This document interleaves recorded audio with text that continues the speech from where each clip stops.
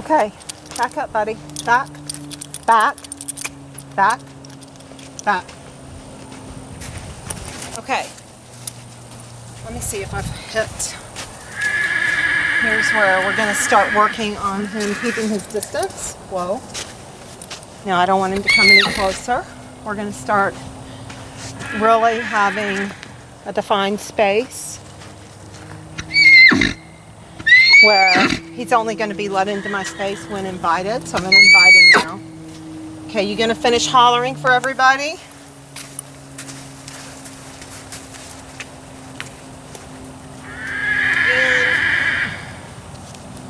Whoa. Whoa. A little too excitable right now.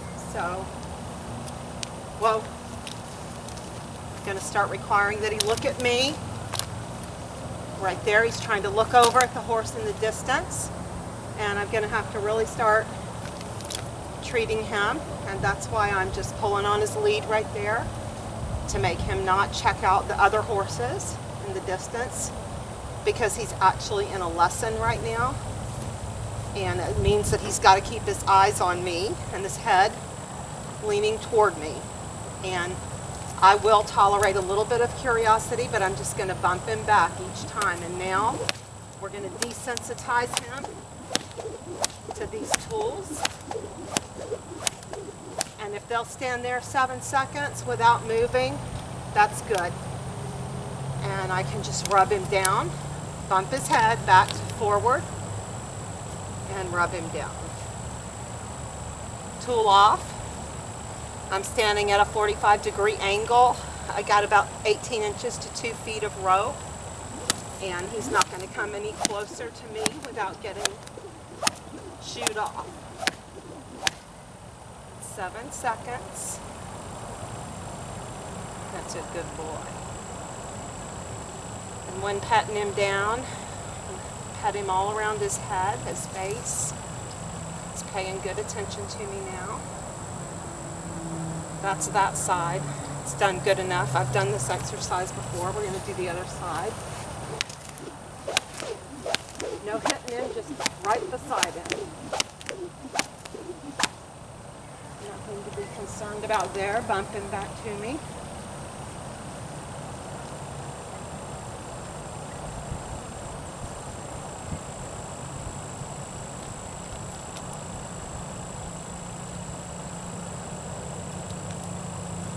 That's fine. I don't care if he moves his head a little bit, as long as his head's in my general direction. Good boy. Okay? And fixing to, it's kind of like the Bible says, you know, you don't give them meat when they're only ready for milk, but when they start requiring the meat, you take them on to the meat if you want to have a well-behaved horse in adulthood. So he's getting big, he's getting old, he's 10 months old, 2 months, and he'll be a year. So he's going to have manners and know exactly who's boss. Good boy. Honey. That's a good boy. Okay, so I'm going to be using this stick to teach him some things, which I've already been, but now I'm just taking it to another degree. So this is desensitizing. Okay. Obviously he's desensitized on the left and on the right. So we're going to go ahead and desensitize him to the front. Head to me. No concern there. He's fine. I do use Clinton Anderson methods just because he gives it to you in a step-by-step, and I need a teacher, and if I don't have a teacher, at least I can look there. And I think he's got excellent ground training. I try to take from a wide variety of teachers, but when it comes to ground training, I don't think that it gets any better. Whoa. He's not going to be allowed to come any closer to me unless invited in. So, got to keep about a stick's length distance between us. That's because if he were to paw out or kick out, he wouldn't be in the zone to hurt me. Whoa. And he already knows the meaning of this. So that didn't bother him. And all I do is there's no real punishment, just when he starts looking off to the left or right. I got a little pain in my arm, so I'm not real good at this, but obviously there's no concern there. Okay, so he's desensitized to the left, to the right, and to the front. Just a little bump back to get his eyes on me. Very important. He needs to be in the habit of looking at whoever's handling him. Now we're going to throw this over him, over his top line, and rub him. Over his top line, and rub. Standing at a 45-degree angle to his shoulders. He can't paw out at me, and he can't kick me from here. And he's got to stay, keep his distance, keep his head the other way. Now the buttocks, hindquarters, and he's good with that. And over the neck, and he's good with that. Okay? So we'll do it all again. The top line, throw it over, let the string flop around, hit him in various places, bump his head back. Everything is done with rhythm. No dull movements. If you push a horse, they get harder and harder to deal with. It needs to be with quick rhythmic movements. And that's good. And now we're going to do the legs. Wrap that cord all the way around the legs. Rub him down to pet him.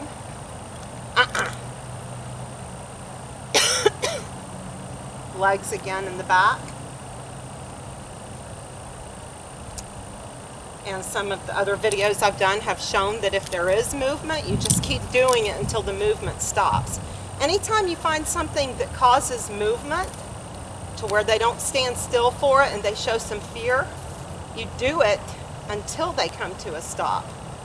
And sometimes you actually rub them to a stop.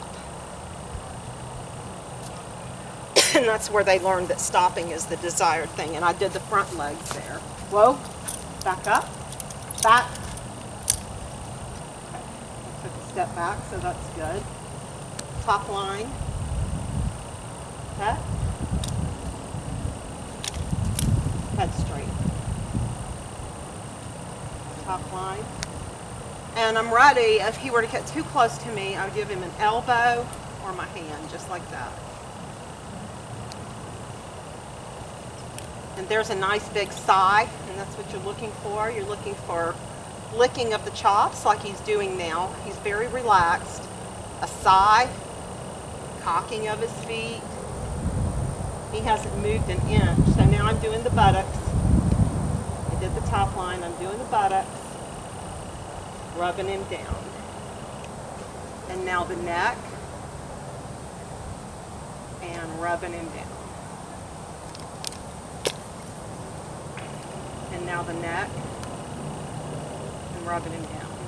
So that's just a little desensitizing to the back legs. Rubbing him down to the front legs. And rubbing him down. He was easy, but I did go through a period when training him to this desensitizing where it wasn't quite this easy. He's invited into my space right now. I'm petting him, but I'm only letting him get so close. And now I need to get to his mane to untangle it a little. I just groomed him, but like his mom, his mane already tangled up. Okay. Whoa. Whoa. And now, right now, he's anticipating something. I'm going to take the string off of this. Get your head around here. You have to start being strict, you know. They've got to learn their manners. And his attention needs to be on me. So it's taking less and less to get him to pay attention. But that's because I've been consistent in requiring it. That's why the rope halter is good. Whenever they focus their attention elsewhere, you can just lightly bump them back. So they say to use as light of a signal as you possibly can and as heavy as you have to. So if he comes any closer to my elbow right now, he's going to get whacked with my elbow.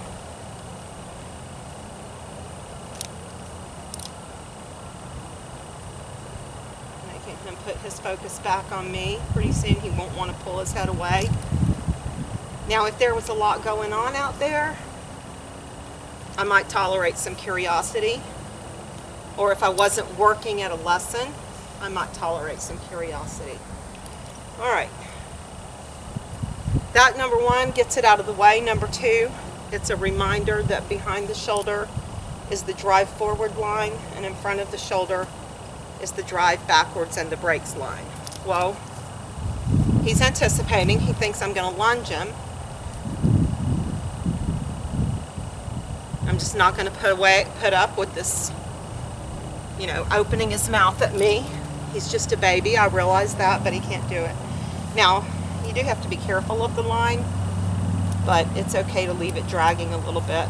Again, 18 inches away, and we're going to do yielding the hindquarters.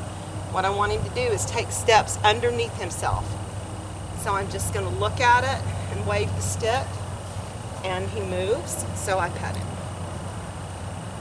When I first started training this, he would go in circles, and if they do go in circles, you just stay with it until they stop.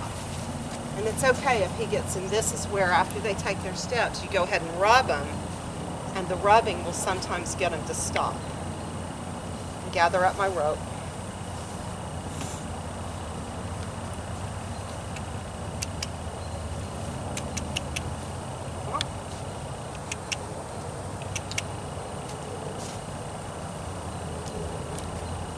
Come on. Now he's hesitating coming near due to respect for the stick, so that's good. This is different than leading. And back to the hindquarters. Eventually this is what it turns into, because I've done this exercise so much. Eventually all you got to do is look at them. See? And they move their hindquarters. That's what you're aiming for. But the way you teach it is by first looking, and if they don't move, you wave the stick in rhythm. 1, 2, and then harder. And if you have to, you go ahead and tap them. And then you stay with them and rub them until they stop. Okay, now I just did that just to show you. He doesn't really need the tap. But the tap, see now the tap is causing him to move away from the stick. So I'm staying at it. 1, 2, 3 steps under. One more. And I'm going to rub him to a stop. Good boy. And now since I tapped him, I'm going to really let him know how good he is, because he really didn't need to be tapped. Let's walk back up, Happy. Good boy. Now, whoa. See how he keeps his distance? All I got to do is lift my hand, say whoa, hold up the stick. That's what you're aiming for. You want them to keep their distance until you invite them in. So back to the 45-degree angle. Look at the hindquarters, tap at them harder without touching, and then rub to a stop. And he took a good 2 or 3 steps underneath himself. And that's all I can really expect at this age. But this is all part of the manners. If I bend over and come looking at your hindquarters, get them out of the way. There's got to be certain signals that we have to them that cues them to get out of the way. Okay? And that's one of them. It's like, get your hindquarters out of the way. I want you, come on. Whoa. Now he came closer because I gave a little shoulder turn there. And I've also taught him in the lunge pen that when I turn my shoulder, he's to come up to me. So there he's invited. Whoa. And now I got to get him to yield those hindquarters and rub him to a stop. And he just breathed a big sigh of relief. So he was invited in to my space, my little sphere. And now he's back in the good manners position. Tap, tap, tap the air, and he moves. Good boy. Rub him to, he's not stopped yet, so I'm going to keep rubbing him until he comes to a stop. I'm going to elbow him to keep his nose off of my space, out of my space. Keep rubbing.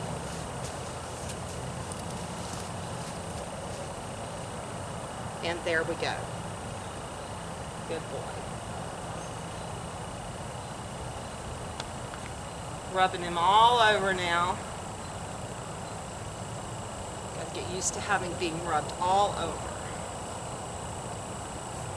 This is a good boy right here. Hindquarters. Tilt his nose, look at me, tap the air. Good boy. And eventually you want him to pivot. Eventually, as he gets older, I will expect the front to stay in place and the hind to pivot around. But I don't expect perfection at this young age.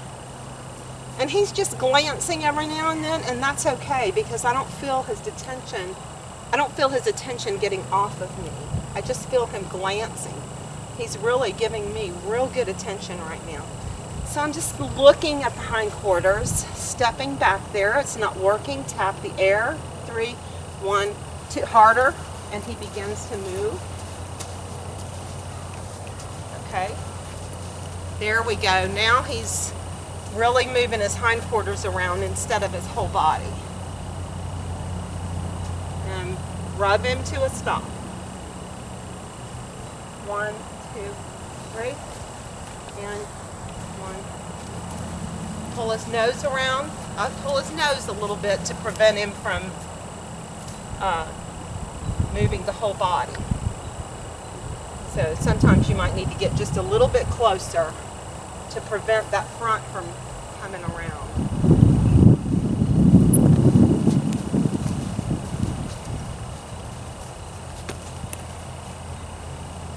Okay, that was kind of sloppy because it's supposed to be rhythmic. 1, 2, 3, 1. Okay, here's a good example.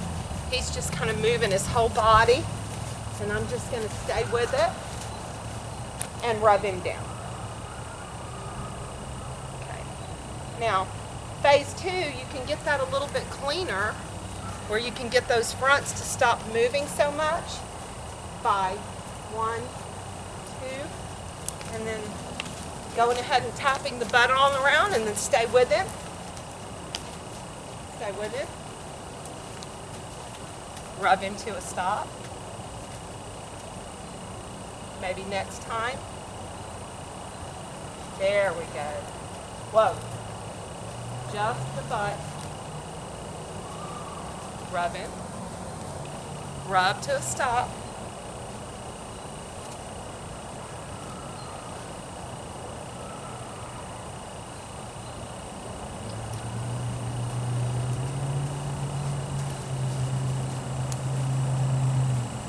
Just rub to a stop.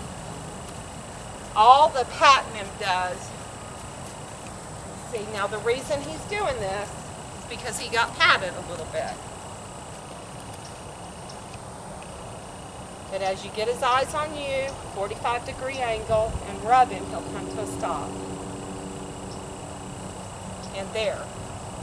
All I had to do was look at him. And he moved. However, he's still moving with his whole body. And as he ages, that will go away. You gotta remember, he's not even 1 year old right now.